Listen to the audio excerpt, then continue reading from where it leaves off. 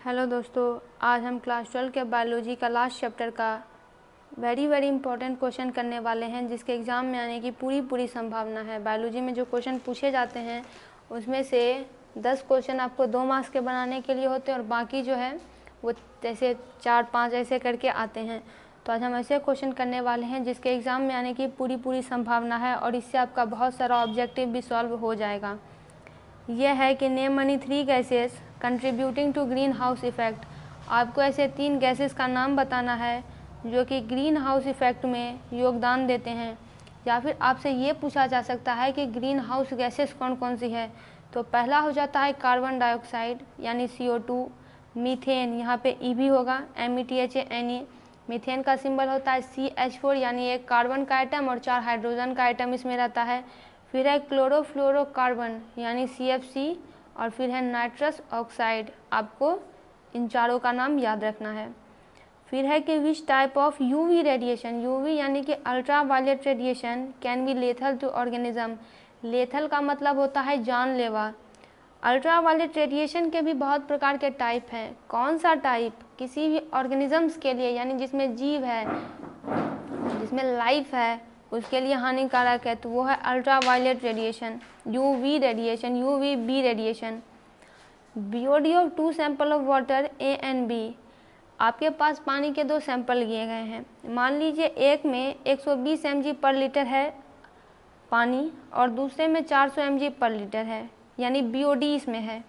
तो आपको ये बताना है कि इन दोनों सैंपल में से सबसे ज़्यादा पॉल्यूटेड कौन होगा। तो देखिए, जिसमें ज़्यादा BOD होगा उतना ज़्यादा वो पोल्यूटेड होगा। तो सैंपल B में 400 mg पर लीटर है सैंपल ऑफ वाटर, तो इसमें सबसे ज़्यादा BOD है। फिर है कि mention the information that the health workers derives by measuring BOD of water body.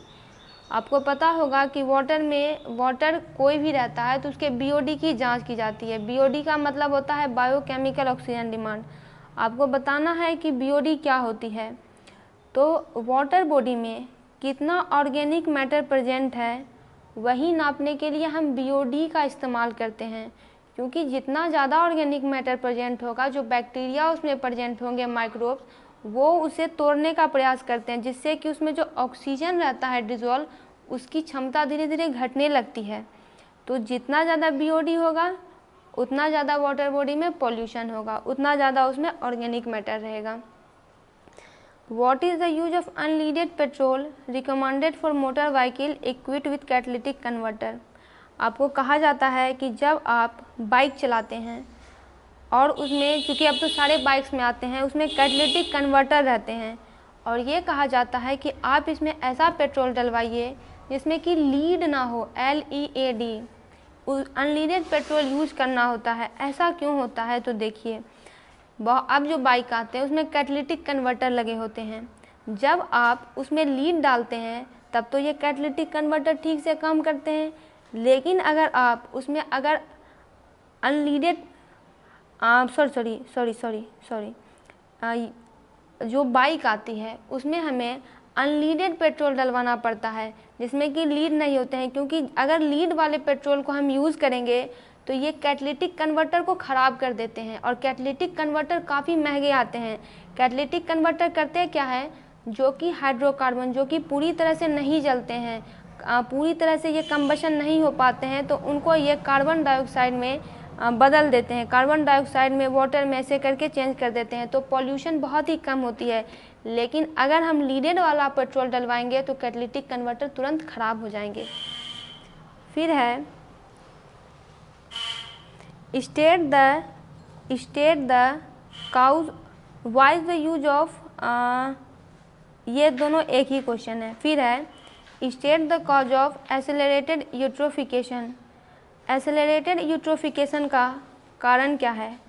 तो इसका कारण ये है, यूट्रोफिकेशन आप लोग जानते होंगे, जब भी कभी जो इंसान है उनके पास बहुत सारी अभी इंडस्ट्री है, इंडस्ट्रीज से जो कचरा निकलता है, जैसे कि एफ्लुएंट्स यानी कि लिक्विड वेस्ट, होम, उसे क्या किया जाता है, पानी में छोड़ दिया जाता है। तो चूँकि उसमें तो बहुत सारे पॉल्यूटेंट्स मौजूद रहते हैं, सीवेज प्रेजेंट रहते हैं, एग्रीकल्चर वेस्ट रहते हैं, उससे क्या होता है, लेक में जो लेग की जो प्रक्रिया होती है, लेग का जो लाइफ है वो घट जाता है, लेग पुराना होने लगता है, उसकी आयु कम होने लगती है।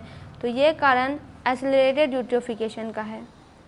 फिर है name the greenhouse gas that contribute to global warming. Global warming यानी अर्थ के टेम्परेचर में राइज हो जाना। आपको ऐसे ग्रीन हाउस गैस का नाम बताना है जिसके कारण कि अर्थ का टेम्परेचर राइज हो रहा है। तो पहला है कार्बन डाइऑक्साइड, फिर है CH4 मतलब मीथेन, CFC क्लोरोफ्लोरोकार्बन, फिर है नाइट्रस ऑक्साइड यानी N2O।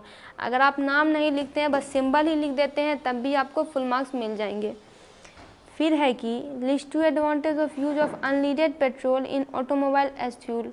ऑटोमोबाइल में हमें अनलीडेड पेट्रोल यूज करना चाहिए, क्योंकि only unleaded petrol can be use in vehicle fitted with catalytic converter. Catalytic converter जिस बाइक में लगे होते हैं उसमें अनलीडेड पेट्रोल ही डलवाना चाहिए, क्योंकि इससे अगर लीड वाला डलवाएंगे तो कैटालिटिक कन्वर्टर ख़राब हो जाएगा। दूसरा है कि इससे पॉल्यूशन भी कम होता है। आगे बढ़ते हैं। Why should the velocity of air between the plates of an electrostatic precipitator below? हवा को साफ करने के लिए बहुत सारी प्रक्रियाओं को खोजा गया है, आपको पता होगा, आपने पढ़ा होगा। तो जब इलेक्ट्रोस्टैटिक प्रिसिपिटेटर लगाते हैं तो उसके बीच में जो हवा की वेलोसिटी होती है उसे कम क्यों कर दिया जाता है? इसे इसलिए कम कर दिया जाता है ताकि डस्ट पार्टिकल उसमें आके गिर जाएं। फिर है पीएम का मतलब होता है पार्टिकुलेट मैटर। ये भी पोल्यूशन का एक टाइप है। सस्पेंडेड मैटर, पार्टिकुलेट मैटर जो पार्टिकल्स में मौजूद होते हैं, पोल्यूशन। पार्टिकुलेट मैटर अगर 2.5 के हो जाए तो ह्यूमन हेल्थ को इससे काफ़ी ज़्यादा नुकसान हो सकता है। तो आखिर ये है क्या और ये हार्मफुल कैसे है? तो पीएम यानी पार्टिकुलेट मैटर।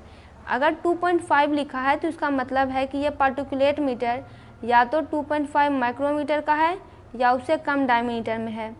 ये ह्यूमन को बहुत ज़्यादा हानि पहुंचा सकता है, क्योंकि जब आप ऐसे वातावरण में जब आप सांस लेंगे तो ये सांस सीधे जो है लंग्स में चले जाते हैं और लोगों को सांस की बीमारी होनी शुरू हो जाती है। फिर है air prevention and control of pollution act. ये एक्ट भारत सरकार द्वारा पास किया गया था और 1981 में पास किया गया था। ये ऑब्जेक्टिव में पूछता है। और उसके बाद अमेंडमेंट यानी सुधार करना, इसी एक्ट को कुछ बदल देना। 87 में इसे किया गया था और उसमें से कुछ इसमें नए नियम जोड़े गए थे। उसमें बताया गया था कि एक और पॉल्यूशन जो है वो भी आ गई है। तो वो पॉल्यूशन क्या था? तो वो पॉल्यूशन था नॉइज़ पॉल्यूशन, जिसे कि अमेंडमेंट करके इसमें जोड़ा गया। यानी उस समय नॉइज़ इतना ज़्यादा बढ़ गया होगा कि इसके लिए अमेंडमेंट में इसे जोड़ा गया कि इसे भी अब पॉल्यूशन कंसीडर करना पड़ेगा। आगे बढ़ते हैं।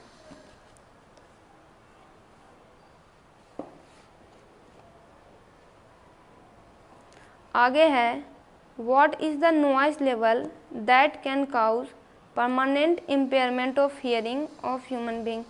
नॉइज़ लेवल बताना है जिसके कारण इम्पेयरमेंट का मतलब होता है ख़राब हो जाना, जिसके कारण किसी भी इंसान के सुनने की जो क्षमता है वो जाती रहेगी। तो अगर कोई भी इंसान 150 डेसिबल या उससे अधिक की साउंड सुनेगा तो उसका बहरा होना तय है, पूरी तरह से बहरा हो जाएगा। Why are the sanitary landfills are not consider good solution for disposal of garbage. Disposal यानी कि वहाँ पे दे देना, गार्बेज यानी कचरा। सैनिटरी लैंडफिल को एक अच्छा सॉल्यूशन नहीं माना जाता है गार्बेज को डालने के लिए। ऐसा क्यों? क्योंकि अगर लैंडफिल में क्या होता है कि अगर बहुत सारा कचरा वहाँ पे देते जाएं तो एक समय ऐसा आएगा कि लैंडफिल ही पूरी तरह से भर जाएगा।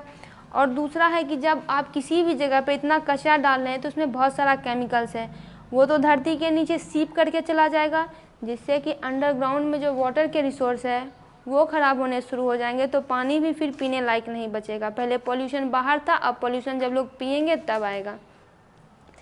फिर है name the cyclical zero waste procedure where waste product from one process are cycle in as nutrients for other process.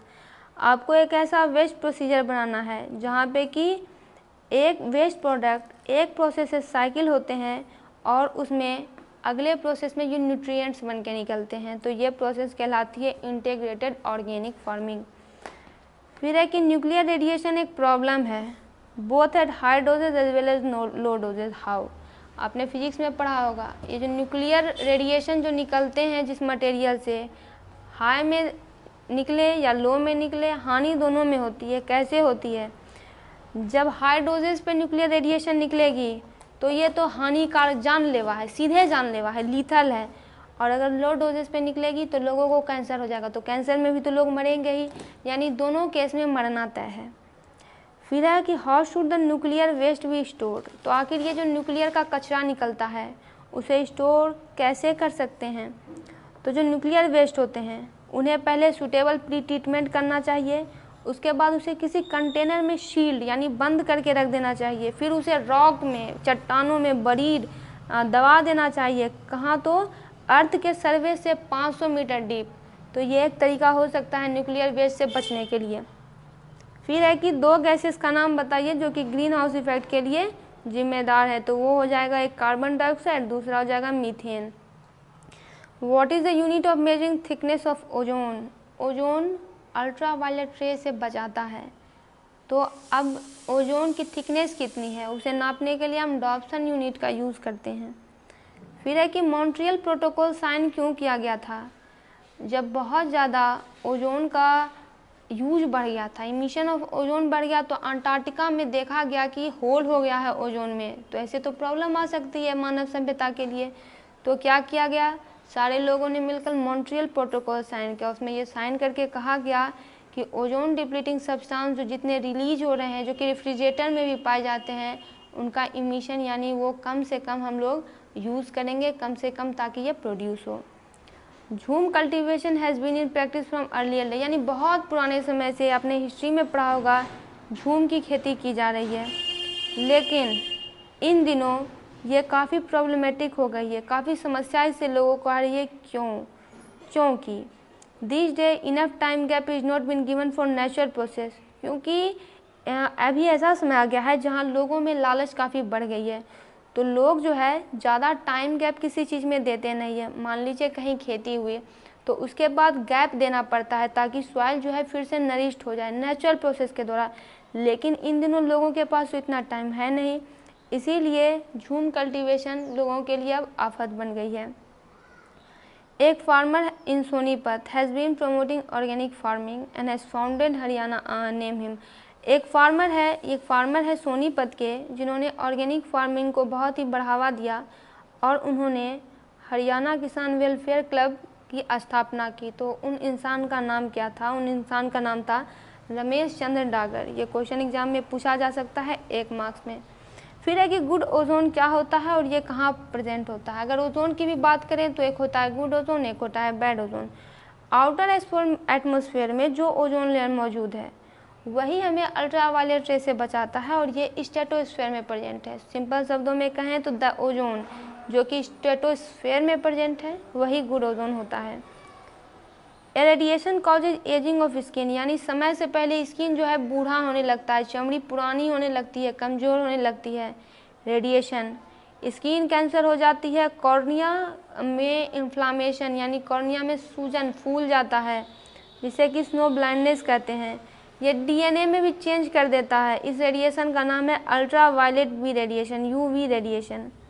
Snow blindness से आप क्या समझते हैं?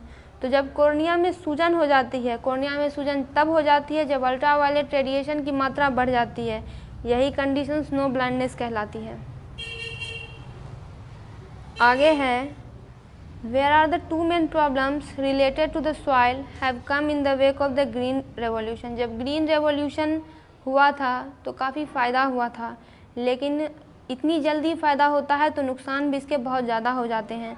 तो इससे 2 मेन प्रॉब्लम क्या हुई थी? तो वाटर लॉगिंग यानी वाटर जमा होने लगा था, लॉग करने लगा था, फंस गया था, लॉग हो गया था यानी जमा हो जाना वाटर, यानी निकासी नहीं हो पा रही थी पानी की। दूसरा है सॉइल सैलिनिटी, यानी मिट्टी का इतना ज़्यादा उपयोग किया गया था कि उसमें सैलिनिटी यानी नमकीनता बढ़ गई थी। जब ऐसे कंडीशन आ जाती है सॉइल में तो उसे फिर से ट्रीटमेंट करके ठीक करना पड़ता है क्रॉप को ग्रो करने के लिए। फिर है ओजोन होल से आप क्या समझते हैं? तो जितना CFC धरती से प्रोड्यूस हो रहा है, जो ऊपर जा रहा है और वहाँ पे ओजोन को जिसने डैमेज करना शुरू किया है वही होता है ओजोन होल। यानी देखा गया कि ओजोन की जो लेयर थी वो पतली हो गई थी, पहले के मुकाबले लार्ज एरिया में ये पतली हो गई थी, तो इसे ही ओजोन होल का नाम दिया गया। तो दोस्तों इसका एडिशनल क्वेश्चन आंसर जिसके एग्ज़ाम में आने की पूरी संभावना थी वो पूरा हो गया। आपको किस चैप्टर के वीडियो चाहिए आप कमेंट बॉक्स में ज़रूर बताइए।